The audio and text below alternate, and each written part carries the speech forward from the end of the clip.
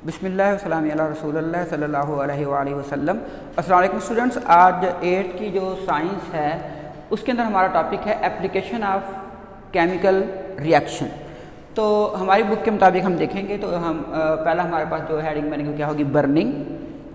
फिर किसके अंदर हम देखेंगे इसको फोटोसिंथेसिस के अंदर क्या इसकी एप्लीकेशन है, रेस्पिरेशन, फर्मेंटेशन और एक्टिविटी 5.1 और एक्टिविटी 5.2। अगर हम यहाँ पे देखें बर्निंग, पहला प्रोसेस हमारे पास बर्निंग का है। तो बर्निंग के अंदर क्या हो रहा है कि बर्निंग के अंदर हम फॉसल फ्यूल जो है ना उसको क्या कर रहे हैं, जला रहे हैं। अब फॉसल फ्यूल क्या, वो 3 है, यानी कि कोल, नंबर 2 हमारे पास क्या आ जाएगा, कोल यानी कि गैस, कोल और हमारे पास पेट्रोलियम। ये 3 चीज़ें होगी। इन दोबारा फिर देख लें, कोल क्या लें, कोल के बाद क्या आ जाएगी हमारे पास नेचुरल गैस, और नंबर 3 हमारे पास क्या आ जाएगा, पेट्रोलियम। इनको हम क्या कर रहे हैं, वो जला रहे हैं। इनको जलाने से हम मुख्तलिफ काम कर रहे हैं। मिसाल के तौर पे घरों के अंदर जो गैस चल रही है यह है CH4 मीथेन गैस, और उससे क्या हो रहा है, उससे बन रही है कार्बन डाइऑक्साइड और क्या बन रहा है, वाटर, और साथ क्या हो रही है, हीट निकल रही है। ये हीट हम क्या कर रहे हैं, ये हम इस्तेमाल कर रहे हैं किसके अंदर, खाना पकाने के लिए। अच्छा, अब यही चीज़ जो हम घरों में इस्तेमाल कर रहे हैं गैस को, इसी गैस को हम इस्तेमाल कर रहे हैं किसके अंदर, व्हीकल्स के अंदर। व्हीकल किसे कहते हैं, गाड़ियाँ, कार होगी, लॉरीज होगी, बसेज होगी।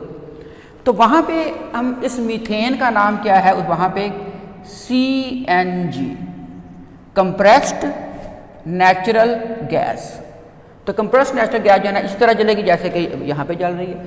तो यहाँ पे अगर हम इस इक्वेशन को बैलेंस करना चाहें तो पहले आप देखें कि कार्बन कितने हैं, 1 और इधर भी 1 है। हाइड्रोजन यहाँ पे 4 हैं और यहाँ पे 2 हैं, तो इसको 2 से मल्टीप्लाई कर देंगे तो ये हमारे पास 2 और क्या हो जाएगा, 4। अब क्या रहेगी ऑक्सीजन, इधर 2 और 2 कितने, 4 होगी, तो इधर हम क्या करेंगे 2। ये हमारा अलग टॉपिक है अगला इक्वेशन बैलेंसिंग का। अगर हम इसे इस्तेमाल करेंगे मीथेन गैस को किसके अंदर, व्हीकल्स के अंदर, तो वहाँ भी यही रिएक्शन होगा कि मीथेन ऑक्सीजन से मिलेगी और क्या बनाए, कार्बन डाइऑक्साइड और वाटर और हीट प्रोड्यूस होगी। तो ऑक्सीजन जो है इसके अंदर मिलेगी, तो ये अब क्या होगा कि इसके अंदर क्या होगा कि धमाका सा होगा और उससे पिस्टन क्या करेगा, मूव करेगा। यानी कि अगर हम बनाए ना, यहाँ पे ये हमारे पास पिस्टन है एक, इस पिस्टन के साथ एक रॉड लगा होगा, ये रॉड आगे क्रैंक के साथ लगा होगा। क्रैंक जो है ना आगे वो पहिए के साथ क्या होगी, वो अटैच होगी। अब क्या होगा कि ये जो है सिलेंडर, इसके अंदर अब जब गैस आएगी और एक तरफ से क्या आएगी, वो आएगी जनाब ये वाला ये ऑक्सीजन, तो ये दोनों मिलेंगी तो यहाँ से स्पार्क होगा। स्पार्क क्या करेगा, इसको जलाएगा। जैसे ये जलेगी तो यहाँ धमाका होगा। उसकी वजह से ये पिस्टन जो है ना ये कहाँ चला जाएगा, ये नीचे जाएगा, ये नीचे चला जाएगा। और इधर से क्रैंक जो है वो क्या हो जाएगा, ये शिफ्ट हो जाएगी नीचे, तो ये इस पहिए को थोड़ा सा नीचे कर देगी, तो ये नीचे आ गया। अब क्या होगा कि जैसे ही ये दोबारा ख़त्म होगा तो ये फिर दोबारा पिस्टन कहाँ चला जाएगा, ऊपर चला जाएगा। तो ये जो ऐसे ऐसे इस चीज़ को ये क्या करेगा, गोल गोल घुमाएगा और पिस्टन ऊपर नीचे हम हरकत करेगा, जिसकी वजह से क्रैंक जो है ना वो क्या करेगी, वो पहिए को घुमाएगी। इस तरह हमारी गाड़ी क्या करती रहेगी, वो चलती रहेगी।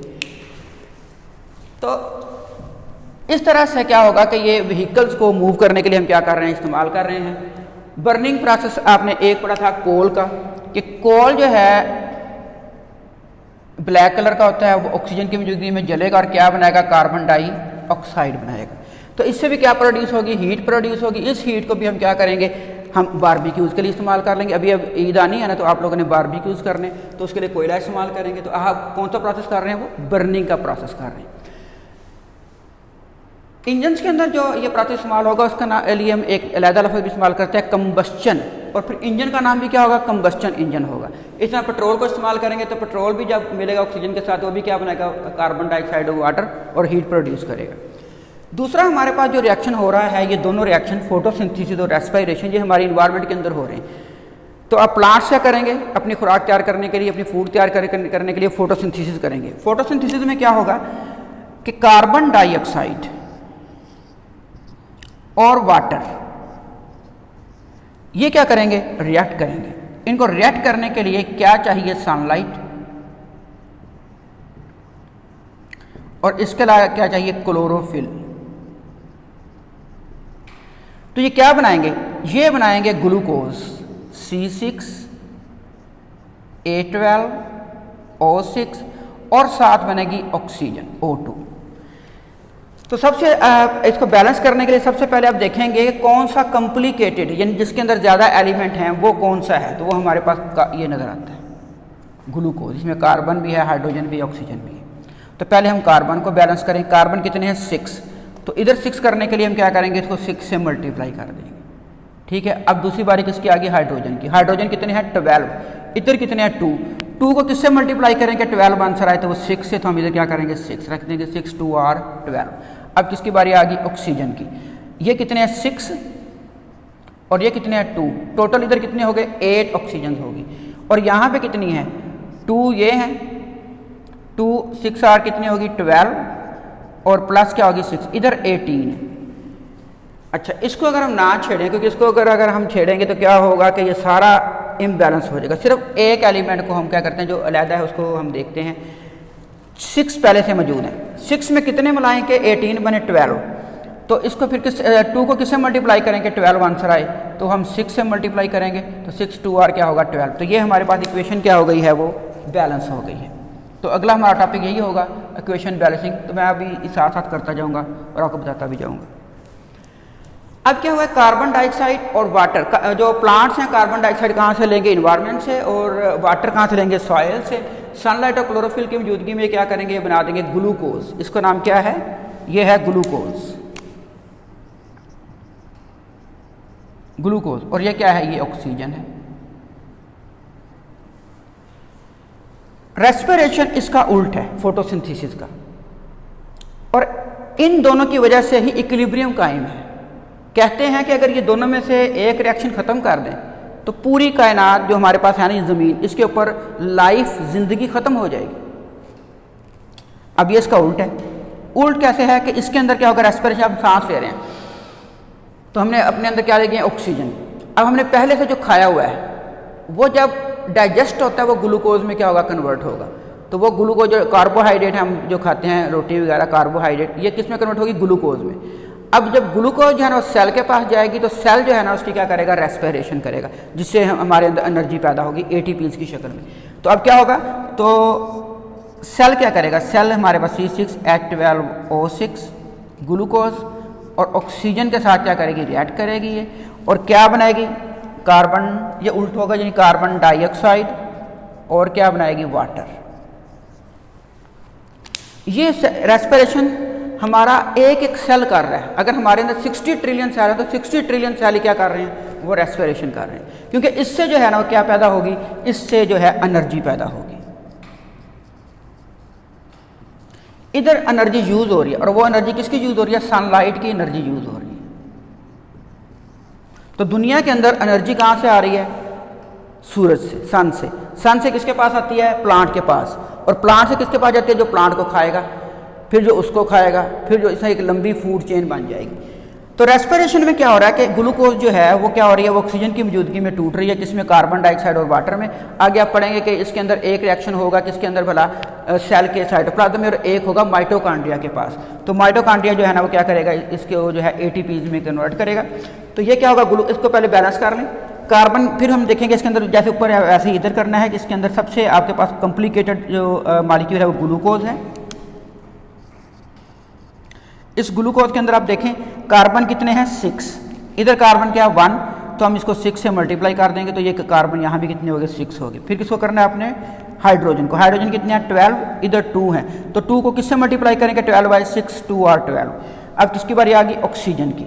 अब ऑक्सीजन इधर 6 है और 2, ये टोटल कितने हो गए 8, और इधर कितने हैं 6 2 आर 12। अब देखिए ये 6 और ये 2, 6 2 आर 12, और इधर कितने आ गए 6 आ गए। ये 6 हम इसके साथ ही रहने देते हैं, इसको हम चेंज करते हैं। तो 2 को किससे मल्टीप्लाई करेंगे, 12 आंसर आए, तो 6 से मल्टीप्लाई करेंगे तो 6 2 आर 12। तो इस तरह हमारी इक्वेशन क्या हो जाएगी, ये बैलेंस हो जाएगी।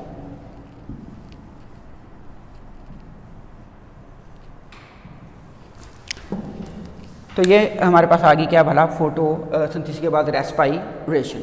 अब आया था फर्मेंटेशन। तो तकरीबन अब आप 10th की बुक में पढ़ेंगे, उधर फर्मेंटेशन का अलग है, बल्कि 9th के अंदर भी फर्मेंटेशन है। तो फर्मेंटेशन के अंदर इनकम्प्लीट क्या होती है, ये रेस्पिरेशन है। ठीक है, तो उससे क्या होगा कि जो कार्बन डाइऑक्साइड प्रोड्यूस होगी वो क्या करेगी, वो फर्मेंटेड कर देगी, यानी कि जो डो है, डो किसे कहते हैं, पेड़ा, उसको क्या करेगी, ये फुला देगी और इथाइल अल्कोहल बनेगी। अब फर्मेंटेशन में हम लोग जैसे कि योगर्ट बनाते हैं, दही, अच्छा योगर्ट बनाने के लिए हम क्या इस्तेमाल करते हैं, मिल्क। अच्छा मिल्क के अंदर अब क्या है कि हम क्या दाखिल करें, यीस्ट। यीस्ट एक फंजाई है। ये हो रहा है, तरीकाकार है जब हमने योगर्ट तैयार करनी है इंडस्ट्रियल पैमाने के ऊपर। तो अगर इंडस्ट्रियल पैमाने के ऊपर आप तैयार नहीं कर रहे, घर के अंदर तैयार कर रहे हैं, तो आप मिल्क के अंदर क्या डालते हैं, योगर्ट की थोड़ी सी मिकदार, जिसे आप जाग कहते हैं, जाग डालनी। तो जाग क्या, इसमें क्या है, क्या इसके अंदर है माइक्रो ऑर्गेनिज्म। माइक्रो ऑर्गेनिज्म, ये माइक्रो ऑर्गेनिज्म क्या करेंगे, मिल्क को किस में कन्वर्ट कर देंगे, योगर्ट में कन्वर्ट कर देंगे।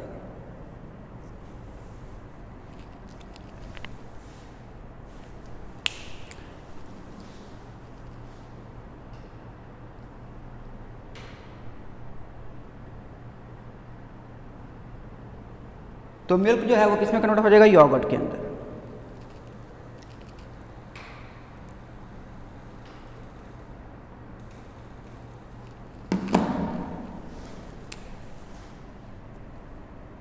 योगर्ट,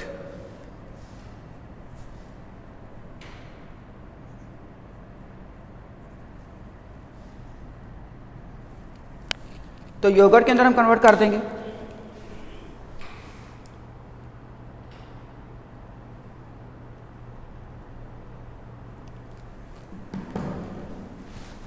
तो अब क्या होगा कि ये फर्मेंटेशन है, फर्मेंटेशन के अंदर क्या होगा कि जो मिल्क है वो यीस्ट यानी माइक्रो ऑर्गेनिज्म की मौजूदगी में किस में कन्वर्ट हो जाएगा, योगर्ट। और ये अमल हो रहा है तकरीबन 4000 BC से। BC का मतलब कबल अज़ मसीह, यानी कि ईसा की बजाय से भी 4000 साल पहले से लोग जानते थे किसके बारे में, कि हमने मिल्क से जो है वो योगर्ट या चीज़ कैसे तैयार करनी है। अब बर्निंग का प्रोसेस जो यहाँ पे हमने पहले किया था, ये इंडस्ट्री के अंदर भी हो रहा है। तो इंडस्ट्री के अंदर जो है, इंडस्ट्री में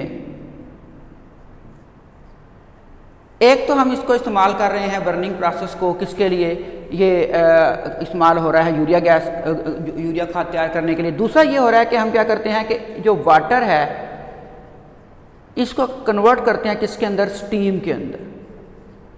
तो वाटर को स्टीम में कन्वर्ट करने के लिए भी क्या चाहिए, हीट चाहिए। तो वो हीट हम किससे लेंगे, बर्निंग प्रोसेस से लेंगे। दूसरा हमारे पास क्या था, फोटोसिंथेसिस। इसके अंदर हमने क्या किया है कि कार्बन डाइऑक्साइड और वाटर जो प्लांट्स हैं, सनलाइट और क्लोरोफिल की मौजूदगी में क्या बनाएंगे, ग्लूकोज और ऑक्सीजन। इसको हमने बैलेंस करने का तरीका भी देखा है। रेस्पिरेशन में इसका उल्ट है कि सांस जब हम लेंगे तो कार्बोहाइड्रेट जो है या ग्लूकोज जो है वो ऑक्सीजन की मौजूदगी में क्या होगी, वो ब्रेक डाउन होगी, कार्बन डाइऑक्साइड वाटर और एनर्जी बनाएगी। इस एनर्जी से हमारा जिस्म क्या करेगा, वो काम करेगा। फर्मेंटेशन में हमारे पास क्या कि योगर्ट जो है, मिल्क जो है वो माइक्रो ऑर्गेनिज्म को इस्तेमाल करके ये भी केमिकल रिएक्शन, और उसके बाद किसमें कन्वर्ट हो जाएगा, ये योगर्ट में कन्वर्ट हो जाएगा। तो ये हम पढ़ेंगे किसके अंदर, 9th के अंदर फर्मेंटेशन के प्रोसेस के अंदर इसको मजीद इससे केमिकल रिएक्शन पढ़ेंगे। अब आए थे एक्टिविटी 5.1 की तरफ। एक्टिविटी 5.1 जो है वो हमारे पास ये है कि आपके पास ये है एक ट्राइपॉड स्टैंड। तो पहले हमें एक्टिविटी के अंदर जो एक प्रैक्टिकल है, ये प्रैक्टिकल के अंदर सबसे पहले हम लिखते हैं अपरेटस। तो अपरेटस में सबसे पहले हम क्या लिखेंगे, ट्राइपॉड स्टैंड। ट्राइपॉड स्टैंड, तो ट्राइपॉड स्टैंड जो है इसके नाम से कि इसकी 3 टांगें हैं। तो हम 2 डायमेंशन बनाएंगे, और आगे भी आपने पेपरों में भी, आगे FSC में भी आपने 2 डायमेंशन डायग्राम बनाए ताकि जल्दी बन जाए और बेहतर हो। इसके ऊपर हम क्या रखते हैं, एक वायर गाज रखते हैं, जाली रखते हैं, ताकि इसके नीचे ना कोई गिर जाए चीज़ जिसके ऊपर रखेंगे। और इसके ऊपर एस्बेस्टस शीट लगी होती है, जिसकी वजह से वो कंटिन्यूली जो है ना वो क्या करती है, वो हीट करती है। तो उसके बाद आ गई वायर गाज। तीसरे नंबर पे हम इसके ऊपर रखेंगे एक चाइना डिश।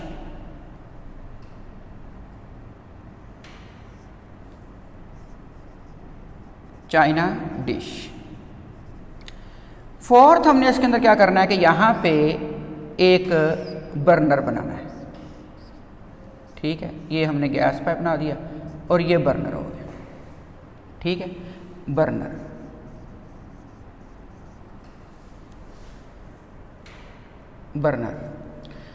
अपरेटस के बाद हम लिखते हैं केमिकल्स। केमिकल जो इसके अंदर हम डालेंगे वो एक होगा सल्फर।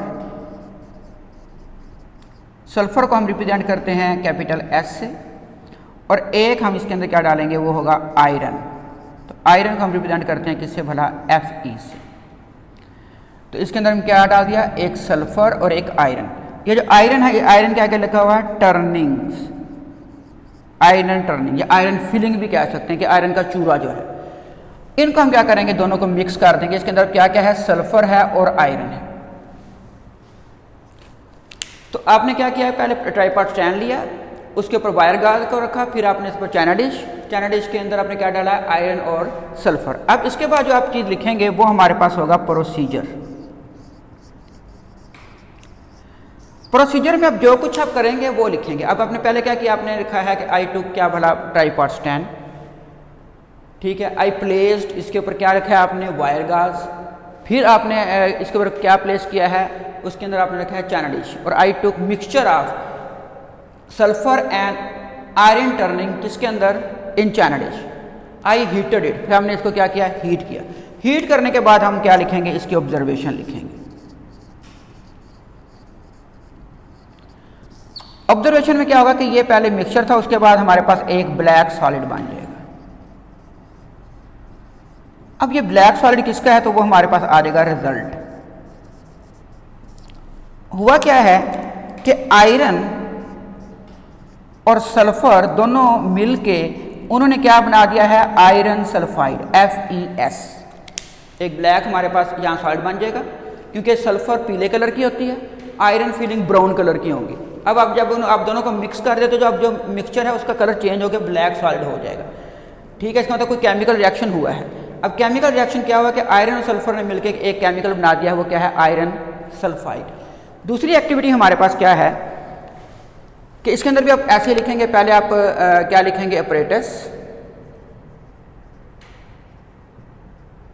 तो अपरेटस में हमारे पास क्या है कि जो आप फिगर याद करेंगे वही अपरेटस होगा। हमारे पास क्या आएगा जी, एक ये आ जाएगी टेस्ट ट्यूब। तो हम इधर क्या लिखेंगे, हमारे पास आ गई जी टेस्ट ट्यूब। इसको पकड़ने के लिए टेस्ट ट्यूब होल्डर होगा, टेस्ट ट्यूब होल्डर। दो ही इसके होंगे। उसके बाद केमिकल्स आ जाएंगे। केमिकल्स हमारे पास दो होंगे, एक तो होगा वाटर। चलें ये वाटर बना लेते हैं। ये हमने यहाँ पे ये वाटर डाल दिया, ठीक हो गया। और दूसरा इसके अंदर क्या होगी, आयरन नेल्स। नेल्स का मतलब क्या होता है, कील। तो आयरन नेल आपने जो है ना क्या कहते हैं उसे, लोहे के कील ले लेने, और लोहे कील्स को अब हमने क्या करते हैं, इसके अंदर डुबो देना है। तो डुबोना कैसे है कि कुछ कील जो है ना उसको कुछ हिस्सा बाहर है और कुछ हिस्सा जो है ना पानी के अंदर रहे।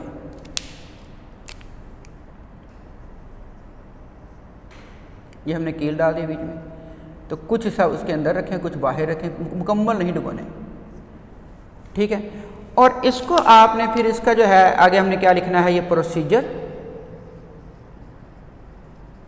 तो प्रोसीजर में हम क्या करेंगे कि आई पुट आयरन नेल्स इन किसके अंदर, टेस्ट ट्यूब के अंदर। और उसके अंदर पहले क्या करना है, पहले करना है ये कि I took test tube and pour water in it, then I put क्या भला, iron nails that submerge in it in the water. Submerge का मतलब ये है कि कुछ डूब जाए और कुछ ना डूबे। तो आयरन नेल सबमर्ज कर देंगे इसके अंदर। सबमर्ज करने के बाद आप इसको तकरीबन 2 डेज़ के लिए इसको ऐसे ही रहने देंगे। तो 2 डेज़ के बाद हम देखेंगे इसकी क्या भला ऑब्जर्वेशन। तो ऑब्जर्वेशन जब हम देखेंगे तो हमें जो नेल्स हैं ये हमें रफ नज़र आएंगी। तो रफ क्यों नज़र आ रही हैं, उसका हम रिज़ल्ट में लिखेंगे कि रिज़ल्ट क्या इसका बन जाएगा, वो ये हो जाएगा कि आयरन जो है वो असल में उस ऑक्सीजन के साथ मिल के उसने बना दिया आयरन ऑक्साइड। तो इन दोनों में कम्प्लेक्स कौन सा है, ये वाला। Fe के साथ क्या है, 2 है, ठीक है, और ऑक्सीजन के साथ क्या है, 3 है। Fe के साथ 2 है तो हम इधर 2 लगा देते हैं, तो आयरन बैलेंस होगा, लेकिन ऑक्सीजन बैलेंस नहीं है। इधर ऑक्सीजन क्या है, 2, इधर क्या है, 3। तो अब हम इसको तो चेंज नहीं कर सकते, आपने फार्मूला कभी चेंज नहीं करना, आप सिर्फ कोफिशिएंट जो होंगे ना, इधर से कहते हैं कोफिशिएंट, उसको चेंज कर सकते हैं। अब 3 को 1 के बाद 2 से ही मल्टीप्लाई किया जा सकता है, तो अब 3 2 R कितने हो गए, 6, और ये क्या है 2 को अब किससे मल्टीप्लाई करेंगे, 3 से, ताकि ये भी क्या हो जाए, 3 2 R 6 हो जाए। अब यहाँ पे आयरन कितने हो गए, 4, और यहाँ पे 2 थे, तो दोबारा इसको हम क्या करेंगे, चेंज करके इधर क्या लिख देंगे, 4। तो ये हमने इक्वेशन क्या कर दी है, बैलेंस। ये आयरन ऑक्साइड जो है, आयरन ऑक्साइड, ये असल में क्या बन गया है, ये बन गया है रस्ट। तो जो कील हैं इनके अंदर केमिकल रिएक्शन से वो किस में कन्वर्ट हो गया, रस्ट। कहने का मतलब ये है कि हमारे इर्द गिर्द अगर आपके क्या कहते हैं उसे, खिड़की है लोहे की या गेट है, वहाँ पे अगर रस्टिंग हो रही है, जंग लग रहा है, तो इसका मतलब यह है कि ये भी कौन सा रिएक्शन है, ये केमिकल रिएक्शन है। तो ये था आज का लेक्चर। तो आपने क्या करना है कि इसको एक दफ़ा बुक से लाजमी रीड करना है, और ये हेडिंग होगी, burning, photosynthesis, respiration, fermentation, activity 5.1। उसके अंदर फिर आपने हेडिंग देनी है अपरेटस, और केमिकल्स को क्या करें, अलहदा कर लें, प्रोसीजर लिखा हुआ है, और ऑब्जर्वेशन और रिजल्ट। इस तरह एक्टिविटी 5.2 के अंदर भी आपने अलहदा कर देना अपरेटस को, और उसके अंदर केमिकल्स को अलहदा कर देना, फिर प्रोसीजर लिखा हुआ है आपकी बुक के अंदर, और उसके बाद ऑब्जर्वेशन और रिजल्ट लिखना है। तो ये जो एक्टिविटी है, ये अलहदा शॉर्ट क्वेश्चन भी आ सकता है। तो ये था आज का लेक्चर। अब आपने क्या करना है, इसे बुक से लाजमी रीड करना है।